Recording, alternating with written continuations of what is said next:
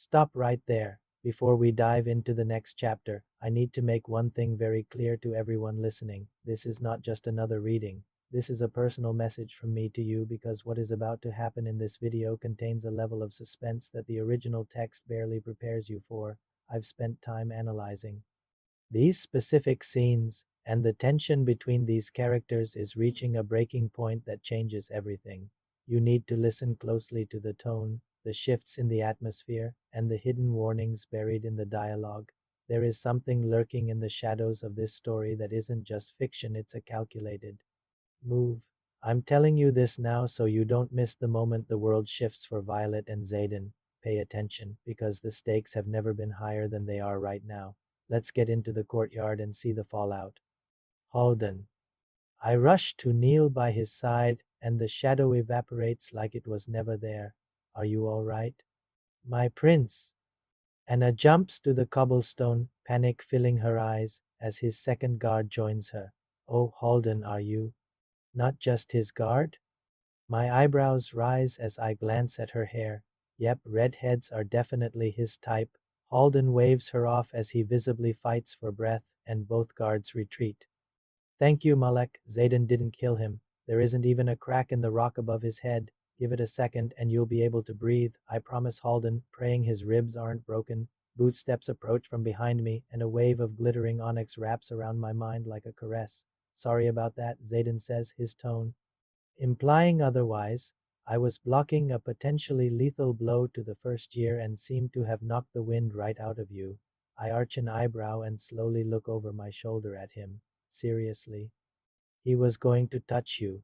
The glacial rage in his eyes has mine widening, right? Because that's the mature response. Halden sucks in a breath, then another. Quite all right. It wasn't a response. It simply was. Xaden crouches behind me as Halden pushes himself to sit upright. Let's get three things straight, Your Highness. First, I have remarkable hearing thanks to the shadows at your very feet. Second, I don't control Violet. Never have, never will. But third, and most importantly, he lowers his voice. She really, honestly hasn't thought about you. At least not since the second she set eyes on me. I'm going to fucking kill him. Aimsir an hour later. I'm still seething as I sit with Rhi on my bed, turning the fingernail-sized bronze dials until each letter is visible in the book's locking mechanism. My finger hovers over the tiny lever that will either open the book or destroy it.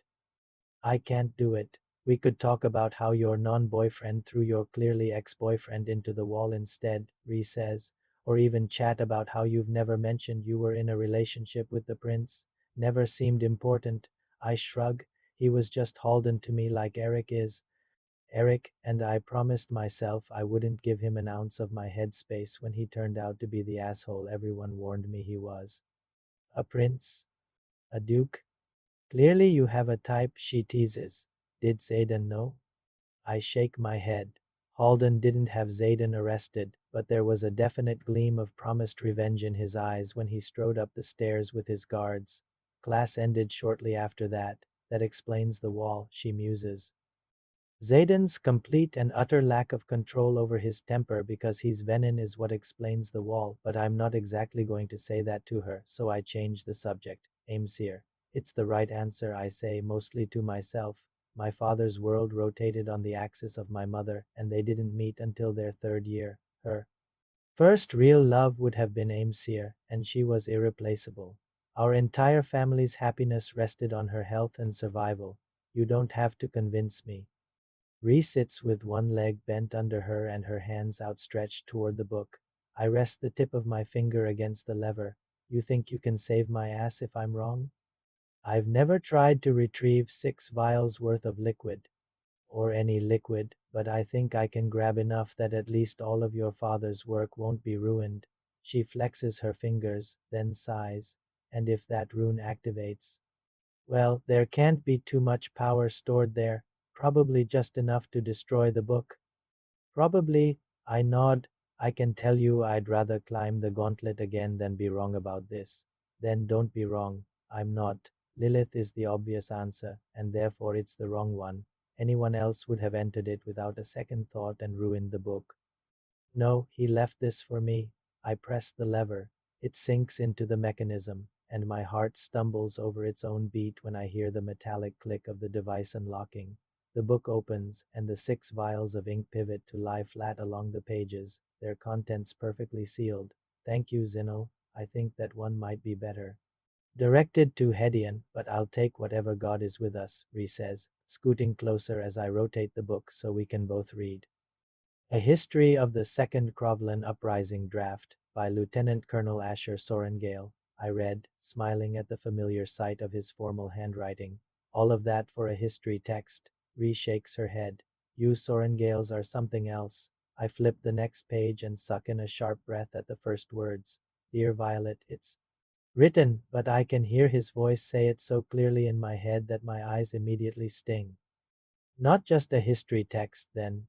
Ree wraps her arm around my shoulders. How about I give you some time with your dad? I'll knock when we need to head out for flight maneuvers. I nod silently in thanks, and Ree leaves through the door, closing it behind her. I want to read it all instantly, yet simultaneously limit myself to a single line so I can save another for tomorrow and then the day after, like I have with my mother's journals. I could make it last, keep him with me as long as possible, but I need the knowledge now, so I lift the book onto my lap and begin. Dear Violet, it's my most sincere hope that you are reading this by my side, laughing at the glorious mess that is a first draft, but I fear that may not be the case if I now walk alongside Malek with your brother. Then guard this manuscript carefully. But if the worst has happened and your mother has joined us, then you must protect this knowledge with your very life.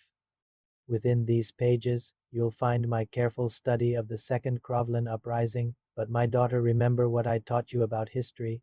It is simply a collection of stories, each influenced by those that happened before and steering the ones to come. I wrote this study so it could be read by others but understood by you. If time is sweet, peruse at leisure. You will find the connection between the uprising and the pursuit of feathertails to be both alarming and enlightening. But if time has indeed run out and you seek the weapon to defeat those you've only learned about through lore, then abandon your robes and ride for Corden. You have always struggled with Crovlish, but I made sure Dane would be capable should you need him. Should he not choose to cross the parapet this summer? If he follows in the footsteps of his father, you must find the strength to let go of your affection for him. From Corden book passage to Deverelli, you will be safe beyond the reach of magic there and quietly seek the merchant Narelle Anselm. Take her the rarest item you possess. Be sure it's truly exceptional to be given what you need. Do not send another in your stead. Should you travel under the banner of Navarre, beware their king. He bears grudges and speaks only in profit. I'm so sorry this falls to you, my brightest light. Trust only Mira. Love, Dad. I read the page over and over, committing it to memory even as my mind races. How would he have known a merchant in Deverelli? Seek the weapon. Did he know about Ondarna? About the rest of her kind? For the first time in my life, it dawns on me that maybe I didn't know my father as well as I thought I did. Narelle Anselm. I relay the information to Tairn and Ondarna, safe beyond the reach of magic. I ask them, then fold the parchment and hide it back in the book. There is no magic beyond the continent. It is why we dragons remain, Tairn tells me. Why it is surprising the Irids left our shores. I know what to bring with us, and Darna adds. I have come to the same conclusion, Tairn growls, but do not wish to spend my time with nursery gossips. Do you truly think the Isles are our best chance of finding your kind? I ask. I think it's a better plan than flying north until we expire, Andarna answers. Agreed, Tairn chimes in. If the captain is so convinced, then split the squad in two, but we will head for Deverelli.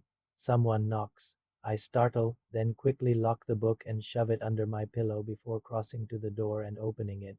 Xaden stands at the threshold, his hands gripping the frame on both sides, his flight jacket unbuttoned, and his head bowed. My immediate elation is slain by logic. What are you doing? I whisper, trying to look past him to see if there's anyone else in the hallway who could report him. Did you love him? The question is a low rumble of sound.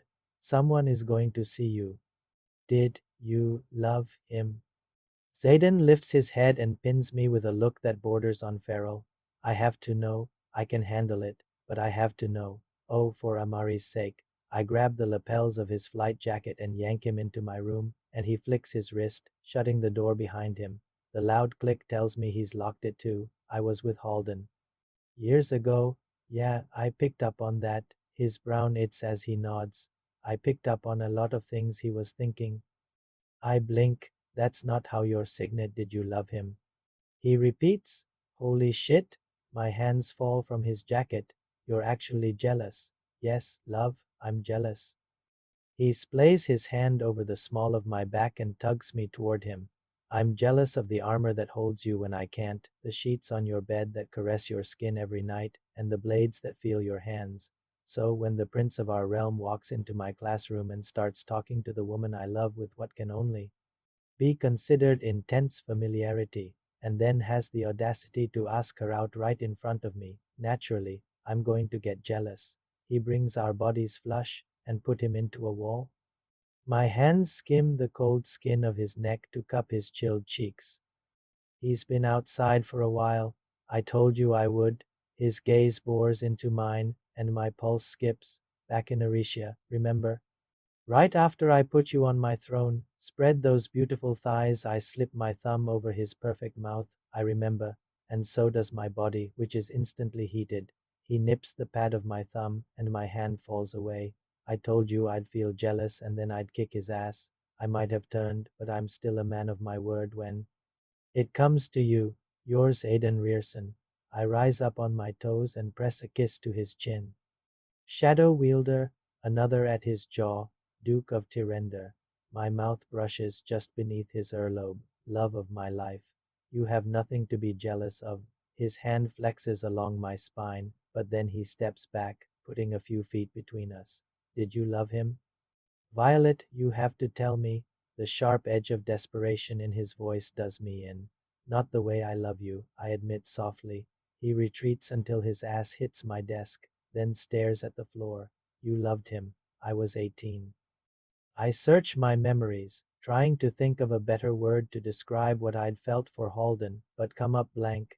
We were only together about 7 months, a little before his conscription day until December. I was infatuated and enamored, and at the time that rush of utter beguilement was what I knew of love. So yes, I loved him. He grips the edge of the desk, and his knuckles pale. Fuck, and he's going with us. I caught that too, yes, and I get it. I cross the distance between us. It's really hard for me to see you anywhere near Cat. I never loved Cat. Xaden's head whips up. Sure, the idea of he swallows like he might puke Halden putting his hands on you makes me want to put him back into the wall, especially given the fact that he can touch you and I can't, but knowing he's been here, Xaden puts his hand just beneath my collarbone, has me considering murder, so there's no chance of him worming his royal ass back in. He can't touch me. I lift his hand and press a kiss to the center of his calloused palm before putting it back above my heart and holding it there. This will only ever be yours. You could leave me or even meet Malek, and it still would be. I've made my peace with knowing there's no getting over you. He moves faster than I've ever seen, and in a blink, his hands are full of my ass and I'm up against his chest. Stop me if I cross the line. That's the only warning he gives before. His mouth is on mine. He lays claim to every inch of my mouth like it's the first time, with deft, skillful flicks and plunges of his tongue that devastate me in the best possible way. The second he surges forward, I can't bring myself to care why he's kissing me like tomorrow doesn't exist. The world tilts, I feel the bed beneath my back, and I only care that he never stops. We can live right here, never taking it a step further as long as he keeps his lips against mine. My hips arch up as he settles between my thighs, and the weight of him feels so damned good that I moan. Limiting ourselves to the kiss only makes it that much more intense, like we're both desperate to elicit every sensation possible in the simple yet infinitely complex connection of our mouths. Madness. This need between us is always the sweetest madness. He is the craving I'll never sate, the rush I'll never get enough of, only him. I hook my ankles over the small of his back and kiss him with every ounce of longing that's built within me over the last few weeks. He sucks my tongue into his mouth, and I whimper as heat flushes my skin and addles my mind. I love you, he says against my mouth and rolls his hips. I love you. The confession ends on a gasp as I feel just how hard he is for me. My hands slip down his muscled back over the leather of his flight jacket. I miss you. Violet, he groans, his hands capturing mine, pinning them above my head. No, not his hands. Shadows. My breath hitches. He holds me as a more than willing captive while he kisses me over and over, a heady combination of urgency and demand paired with determined restraint. He slides the backs of his fingers down my neck, and goose bumps rise on my skin as pure, electric need runs the length of my body. Fuck, your skin is so damned soft. My only answer is a whimper, then a moan when the caress is followed by his mouth. Yes, my hands tug at their bonds, and I arch my neck for more. Still just a kiss. He works his way down my throat and grasps my hip. He rolls away from me so quickly that I almost go with him, and I'm left staring at my ceiling, gasping for breath, but at least he's in the same condition. Fuck. He throws his forearm over his eyes. Please have mercy and say something, anything that distracts me from how damned good you feel in my arms. I blink, trying to force my mind to function, and the soft bands of shadow retreat, freeing my wrists. My heartbeat slows just enough to allow logic to creep its way in, and I shove my hands back under my pillow to keep from reaching in his direction. The book. My dad left me a letter. He needs me to go to Deverelli. His head whips to me and I slowly turn mine, locking our eyes. Then we'll go. My body isn't big enough to contain how much I love this man. We'd have to go under the pretense of searching for Andarna's kind, and I think that's what he's alluding to, but I could be wrong. I have to read the research. His brow furrows. You still think we should search the Isles, right? I nod. Then it seems like we can accomplish two goals with one trip. I ghost my tongue over my swollen lower lip. Searching the Isles means we'd need the audience with the king, which requires leaving the wards to get an artifact for the king of Deverelli and calling in help from Halden, so it's not that easy a choice it is. If my dad left me a letter, Xaden rolls up onto his elbow. You can tell me all the ways it's going to be shitty, and I'll still say let's go. The artifact is in occupied territory. His face tightens. And if I ask you to stay behind, all cozy and safe while I get it? I shake my head.